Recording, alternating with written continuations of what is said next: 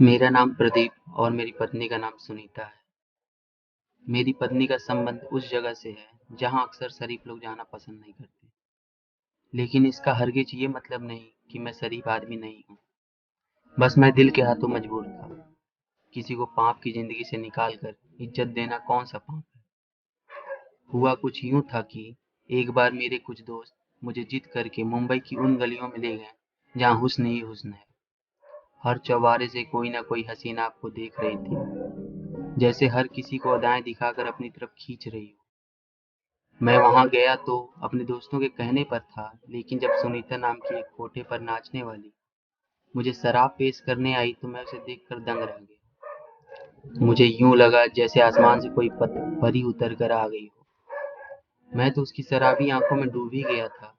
फिर यूं हुआ कि मैं अपने दोस्तों से छुप छुपा कर उस इलाके में जाता रहा। मैं हर रात सुनीता का डांस देखने जाता था। क्योंकि मैं करोड़पति बाप का इकलौता बेटा था, इसलिए मुझे पैसे की कोई कमी नहीं थी।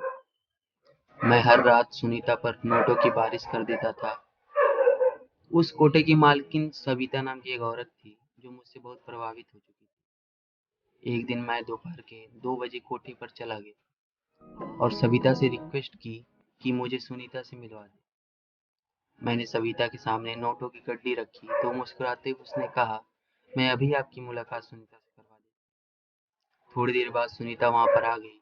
वो सजी सवरी सीधी सी मेरे दिल में उतर रही थी। मैं बड़ी देर तक वहां बैठा रहा और सुनीता के साथ इधर उधर की बातें करता रहा। सुनीता एक बुद्धिमान और समझदार लड़की थी। उसकी बातें बहुत गहरी महसूस होती थी। उसकी कंपनी में कोई भी बोर नहीं होता था। अब मैंने अपना ये रूल बना लिया था कि मैं हर रोज दोपहर 2 बजे सुनीता से मिलने जाता था। मेरी और सुनीता की बहुत अच्छी दोस्ती हो गई थी, लेकिन मेरा दिल गवाही दे रहा था कि दोस्ती से बढ़कर भी मेरे दिल में इसके लिए कुछ है। फिर एक दिन मैंने सुनीता से अपने प्यार का इजहार कर दिया तो उसने मुझे सकारात्मक जवाब दिया। मैंने सुनीता को कहा कि ये डांस वगैरह छोड़ दो। मेरी इस बात पर वो सामने रो पड़ी। उसने कहा, यहाँ कोठे पर नाचने वाली हर लड़की की यही इच्छा है कि इस पाप की जिंदगी को छोड़कर अपना एक घर बसाए। लेकिन हम जैसे लड़कियों के साथ कौन शादी करता है। फिर हमें अपना पेट भी तो भरना है। बस हम सभी मजबूर हैं, मजबूरी की वजह से ये सब कर रही हैं। मैंने सुनीता से कहा, मैं तुमसे शादी करना चाहता हूँ। वो बहुत खुश हुई, फिर रोने लगी। वो मेरे पैरों पर बैठ कर बोली, अगर आप मुझसे शादी करके यहाँ से ले जाएंगे तो मैं आपकी पत्नी नहीं बल्कि सारी जिंदगी आपकी नौकरानी बनकर रहूंगी। आपका हर हुक्म मेरे सर आंखों पर होगा। आप जैसा कहेंगे वैसा ही करूंगी। मैं मुस्कुराने लगा। हम दोनों तो इस रिश्ते से बहुत खुश थे, मगर आगे का रास्ता बहुत मुश्किल था। सुनीता जैसे हीरे को अपने हाथ से मैं जाने नहीं देना चाहता था। उधर मेरे माँ बाप एक नाचने वाले को अपनी बहू नहीं बनाना चाहते थे। मैंने सविता के सामने 7 लाख रुपए का चेक रख दिया तो उसका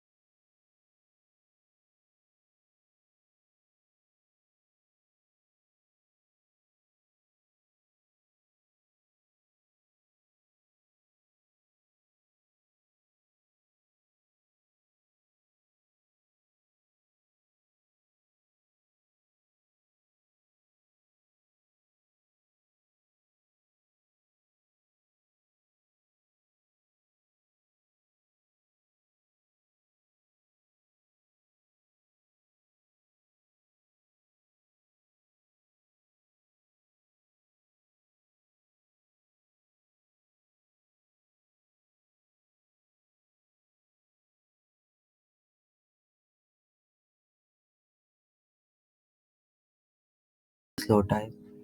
मुझे इन बातों की कोई समझ नहीं थी, इसलिए खामोशी से वापस लौट आता था। लेकिन अब मैंने नोट किया कि सुनीता के कपड़े हर रोज चेंज किए जाते हैं। उसने जो भी कपड़े पहने होते हैं वो बिल्कुल भी आम कपड़े नहीं होते और बहुत महंगे कपड़े होते थे। ये बात मुझे बिल्कुल भी समझ नहीं आती थी। क्या अस्पताल वाले अपने पास से कपड़े लेकर उनको सिलवा कर मरीज को पहनाते थे? फिर मैंने देखा कि सुनीता के चेहरे पर मीठे मीठे से मेकअप के निशान भी होते थे। मुझे बड़ी हैरत हुई। मैंने नर्स से पूछा, चलो कपड़े तो आप लोग चेंज कर देते हैं, लेकिन ये चेहरे पर मेकअप के मीठे मीठे निशान कहाँ से आते हैं? आखिर ये सब क्या है? मैंने देखा कि नर्स मेरे सवालों से घबरा सी गई थी। अब मुझे सुनीता की बहुत फिक्र हो रही थी। बहुत डर सा लग रहा था कि कहीं उसके साथ कुछ गलत तो नहीं हो रहा। इसलिए मैंने सोच रखा था कि अब अस्पताल की असलियत जान कर रहूंगा। मैंने उस अस्पताल के बारे में बहुत छानबीन की, मगर हर तरफ से बहुत अच्छा जवाब मिलता था। लेकिन फिर मेरी पत्नी के साथ हो क्या रहा था? मैं शाम को जब सुनीता से मिलकर आता था तो वो आराम कर रही होती थी और उसके चेहरे पर किसी भी तरह का मेकअप नहीं होता था। लेकिन जब सुबह ऑफिस जाने से पहले मैं सुनीता को देखने जाता तो उसके कपड़े भी चेंज होते हैं, उसके चेहरे पर मेकअप के निशान भी होते हैं। अब मैंने इरादा कर लिया था, रात को घर ही नहीं जाऊंगा और खुद ही देखूंगा आखिर ये सब क्या हो रहा है। मैं सारी रात बाहर कुर्सी पर बैठा रहा क्योंकि मुझे डॉक्टर ने सुनीता के पास जाने की इजाजत नहीं दी। मैंने सारी रात जासूसी करते हुए गुजार दी थी, मगर कुछ भी ऐसा नहीं हुआ जिस पर शक किया जा सके। एक नर्स रात में 3-4 बार सारे मरीजों को चेक करती थी, वही सुनीता के कमरे को भी चेक करने जाती थी, तो मुझे सुकून मिल जाता था। अब जब मैं सुबह कमरे में गया तो सुनीता के कपड़े फिर से बदले हुए थे और उसके चेहरे पर मेकअप के निशान भी मौजूद थे। अब मुझे बहुत हैरानी होने लगी, इसलिए मैंने कुछ और करने का सोचा। मैंने अस्पताल के एक जूनियर डॉक्टर को अपने साथ मिला लिया और उसे भारी रकम देकर राजी कर लिया। अब मुझे रात का बेसब्री से इंतजार रहता। जैसे ही रात हुई मैंने उस जूनियर डॉक्टर की ड्रेस पहन ली। मुझे सुनीता के कमरे में जाने से कोई भी नहीं रोक रहा था।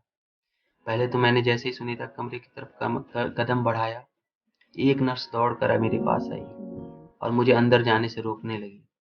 मैं उसके जाने के बाद आराम से सुनीता के कमरे में चला गया, मगर ये क्या, मेरे तो कदमों तले जमीन ही निकल गई, क्योंकि सुनीता का बेड तो खाली था।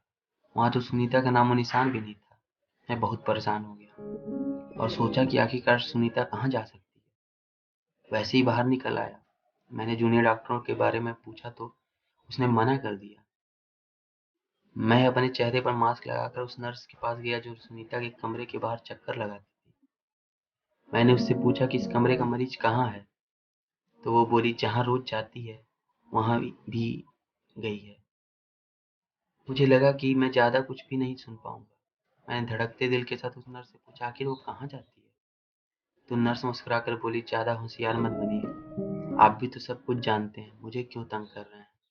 अपना हिस्सा आप भी तो ले रहे हैं ना। ये सब मेरे लिए बर्दाश्त बाहर होता जा रहा था। मैंने जूनियर डॉक्टर की वर्दी उसे वापस कर दी और खुद अपने कपड़े पहनकर वापस अस्पताल की बेंच पर जा बैठा। मैंने पलक तक नहीं झपकाई।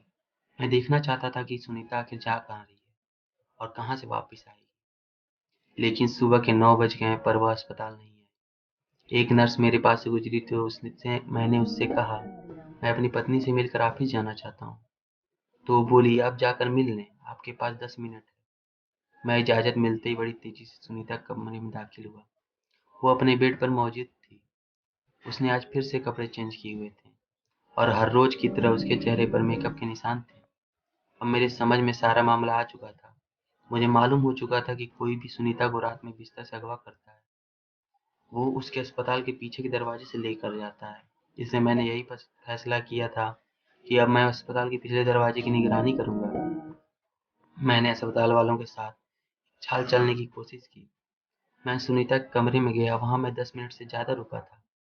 मुझे पता था कि अब कोई डॉक्टर मुझे यहाँ से निकालने के लिए जरूर आएगा, और मेरी सोच के मुताबिक 12 मिनट पर एक डॉक्टर उस कमरे में आया और बोला, सर आपको यहाँ से जाना होगा, मरीज के पास ज्यादा देर रुकना ठीक नहीं है। मैंने इस बात पर सिर हिला दिया। डॉक्टर साहब, मैं 2-3 दिन के लिए अपने गाँव जा रहा हूँ, इसलिए मैं अस्पताल के चक्कर नहीं लगा पाऊंगा। आपसे गुजारिश है कि आप मेरी पत्नी का ख्याल रखिएगा। किसी भी तरह की इमरजेंसी में मुझे फोन करके बुला लीजिएगा। डॉक्टर ने सुनीता का ख्याल रखने के लिए मुझे यकीन दिलाया, तो मैं उनसे मिलकर अस्पताल से बाहर निकल ऑफिस चला गया और शाम को जब ऑफिस से लौटा तो अपना भेष बदलकर चेहरे पर मास्क लगाकर अस्पताल के पिछले हिस्से में जाकर बैठ गया।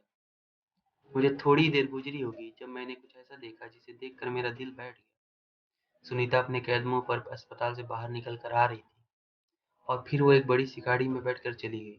उस समय मैं बहुत ही तकलीफ से गुजर रहा था। दुख दर्द परेशानी हर चीज ने मुझ पर हमला कर दिया। मेरा दिल चाह रहा था कि मैं यहाँ बैठकर जोर जोर से रोना शुरू कर दूं, लेकिन मेरा सुनीता के पीछे जाना भी जरूरी था। इसलिए मैं सुनीता की गाड़ी का पीछा करने लगा। आज शायद मेरी जिंदगी का सबसे बुरा दिन था, जो मुझे सदमे पर सदमा मिल रहा था। सुनीता की गाड़ी का पीछा करते करते मैं वहां पहुंचा जहां से उसको निकाल कर अपनी जिंदगी में लेकर आया था। मैंने उसको इज्जत दी थी, अपने घर की सुरक्षित चारदीवारी दी थी, मगर उसने क्या किया? वो तो जिस गंज से निकली थी फिर उसी गंज में वापस लौट आई। जब सुनीता कोठे में दाखिल हो गई तो उसके 10-15 मिनट बाद मैंने भी कोठे में दाखिल हो गया। मैंने अपना भेष इस कदर बदल रखा था कि कोई मुझे आसानी से पहचान नहीं सकता। अब हुआ यूं कि जब मैं कोठे में दाखिल हुआ, सुनीता नाच रही थी। मेरा दिल चाह रहा था कि मैं अब उठकर सुनीता को एक जोरदार थप्पड़ मार दूं, लेकिन मैंने सब्र किया। मैं जानना चाहता था कि आखिर सुनीता ये सब क्यों कर रही थी। उसने मुझे धोखा क्यों दिया? अगर उसे नाचने का इतना ही शौक था तो उसने मेरे सामने अच्छाई का ड्रामा क्यों किया था? डांस देर रात तक चलता रहा। सुबह 4 बजे के करीब सभी लोग अपने घरों को वापस जाने लगे, लेकिन मैं वहां से न उठा। जब हॉल खाली हो गया तो मैं उठकर सुनीता के सामने खड़ा हो गया। मैंने अपने चेहरे से मास्क हटाया